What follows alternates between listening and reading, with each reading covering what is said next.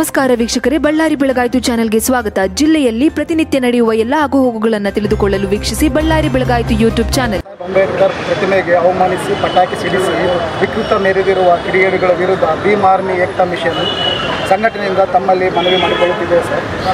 ಕಿಡಿಗೇಡಿಗಳನ್ನು ಕರ್ನಾಟಕದಿಂದ ಗಡೀಪಾರು ಮಾಡಬೇಕು ಮತ್ತು ಕಠಿಣ ಶಿಕ್ಷೆಯನ್ನು ನೀಡಬೇಕೆಂದು ತಮ್ಮಲ್ಲಿ ಮತ್ತು ಮುಖಾಂತರ ಕರ್ನಾಟಕ ರಾಜ್ಯ ಸರ್ಕಾರಕ್ಕೆ ಮನವಿ ನೀಡುತ್ತಿದೆ.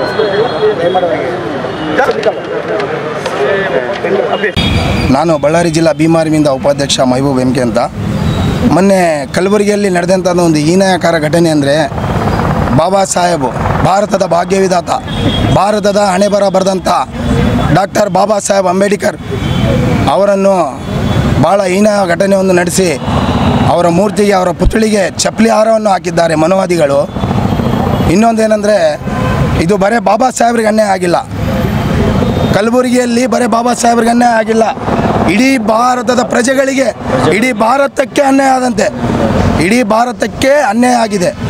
ಯಾಕಂದರೆ ಇಡೀ ಭೀಮವಾದಿಗಳಿಗೆ ನೋವು ಉಂಟಾಗಿದೆ, ಮನುವಾದಿಗಳಿಗಲ್ಲ, ಇಡೀ ಭೀಮವಾದಿಗಳಿಗೆ ನೋವು ಉಂಟಾಗಿದೆ. ಇನ್ನೊಂದೇನೆಂದರೆ, ಇಂಥ ಹೀನಾಯಕಾರ ಘಟನೆಗಳು ಬಾಬಾ ಸಾಹೇಬ್ರ ಮೇಲೆ ನಡೀತಾನೆ ಇವೆ, ಹಲವಾರು ವರ್ಷಗಳಿಂದ ನಡೀತಾ ಇವೆ.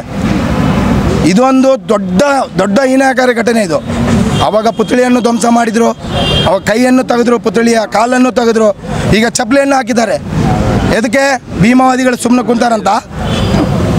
ಭೀಮವಾದಿಗಳನ್ನು ಮಲ್ಕಂದರನ್ನು ಬಡದು ಎಬ್ಸ್ತಾ ಇದ್ದೀರಾ. ಭೀಮ್ ಆರ್ಮಿ ಇಡೀ ಕರ್ನಾಟಕದಂತ ಎಚ್ಚೆತ್ತುಕೊಂಡ್ರೆ ಯಾವ ಮನೋವಾದಿನೂ ಉಳಿಯಲ್ಲ,